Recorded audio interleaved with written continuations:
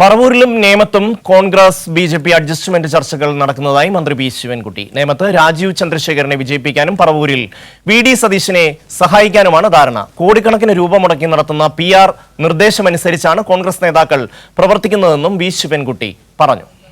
കോൺഗ്രസും വി.ഡി. സതീശന്റെ മണ്ഡലവും അതുപോലെ തന്നെ ഈ മണ്ഡലം തമ്മിൽ അഡ്ജസ്റ്റ്മെന്റിനുള്ള ചർച്ച നടന്നുകൊണ്ടിരിക്കുന്നതാണ്.